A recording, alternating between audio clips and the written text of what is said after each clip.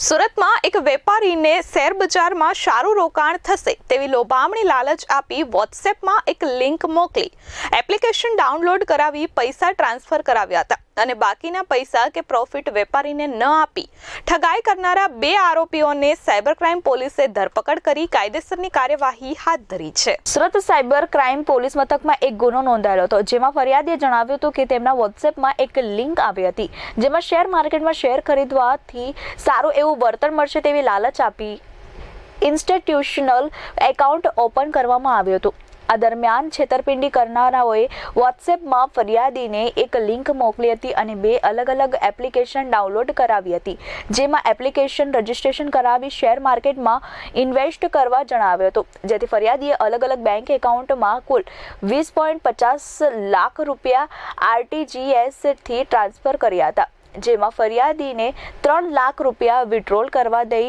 બાકીના 17.50 લાખ તથા પ્રોફિટના રૂપિયા વિડ્રોલ ન કરવા દઈ ઠગાઈ કરી હતી। આ મામલે પોલીસે બે આરોપીઓની ધરપકડ કરી છે। પોલીસે રોનિત નારાયણભાઈ મોડિયા તથા વિરેન્દ્ર વિશ્વનાથ ડોમાજી સોમકુંવરજીની ધરપકડ કરી છે। આ ગુનામાં અગાઉ પોલીસે 4 આરોપીઓની ધરપકડ કરી હતી, જેમાં નિલેશ કુમાર હિરપરા, બિપિનભાઈ સંભાયા, રોહિતભાઈ દુધાત અને ઉર્વશી નસીતની ધરપકડ કરી છે। પકડાયેલા આરોપીમાં રોનિત મોડિયા બેંકનું એકાઉન્ટ ઓપન કરાવતો હતો અને વિરેન્દ્રને આપતો હતો અને વિરેન્દ્ર આ બેંક એકાઉન્ટ કમિશનથી વેચી દેતો હતો। હાલ પોલીસે આરોપીઓની ધરપકડ કરી અન્ય કેટલાક ગુનાઓમાં સંડોવાયેલા છે તે અંગે તપાસ શરૂ કરી છે। Bureau report S24 news Surat.